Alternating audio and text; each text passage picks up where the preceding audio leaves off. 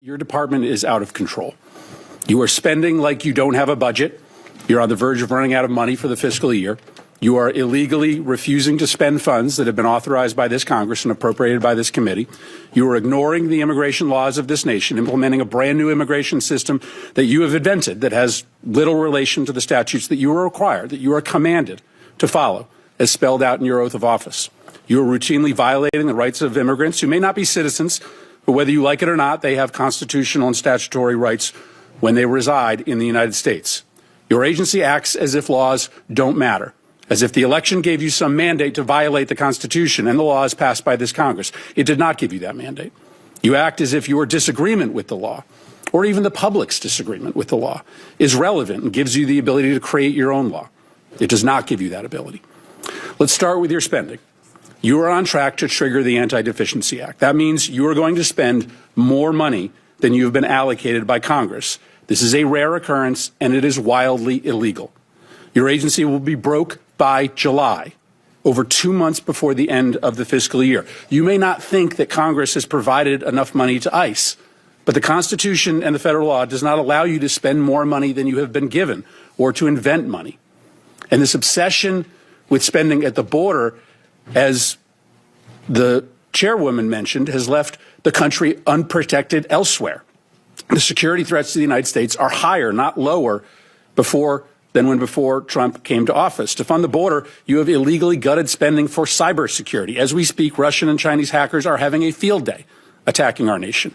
You've withdrawn funds for disaster prevention. Storms are going to kill more people in this country because of your illegal withholding of these funds. Your myopia about the border, fueled by President Trump's prejudice against people who speak a different language, has shattered many of this country's most important defenses. Now let's talk about the impoundments. When Congress appropriates funds for a specific purpose, the administration has no discretion as to whether to spend or not spend that money unless you go through a very specific process with this committee. Let me give you two of many instances of this illegal impoundment. The first is a shelter and services program. Senator Britt may want to zero that account out, but that account is funded, and it was funded in a bipartisan way. You don't like the program.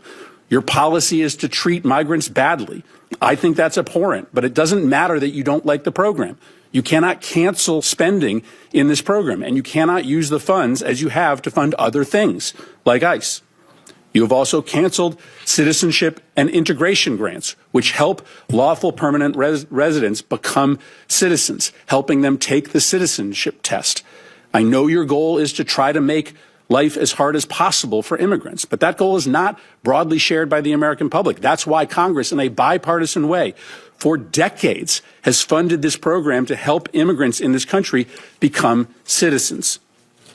Now let's talk about why encounters at the southern border are down so much. This is clearly going to be your primary talking point today.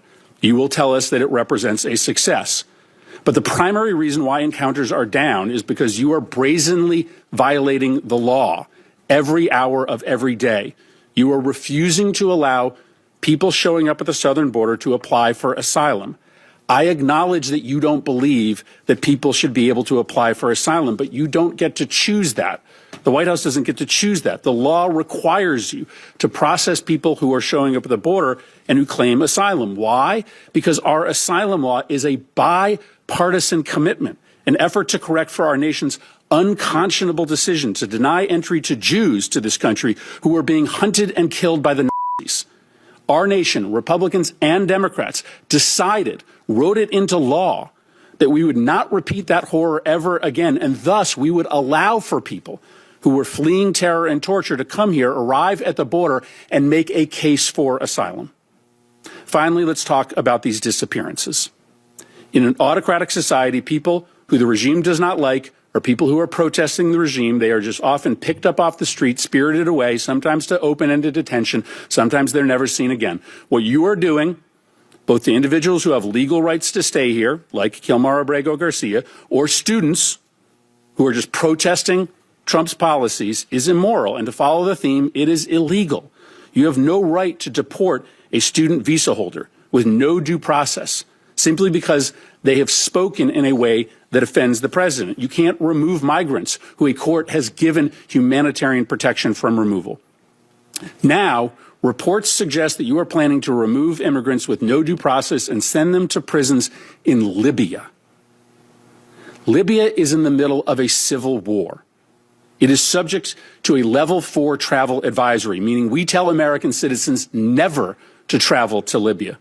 We don't have an embassy there because it is not safe for our diplomats. Sending migrants with pending asylum claims into a war zone just because it's cruel is so deeply disturbing.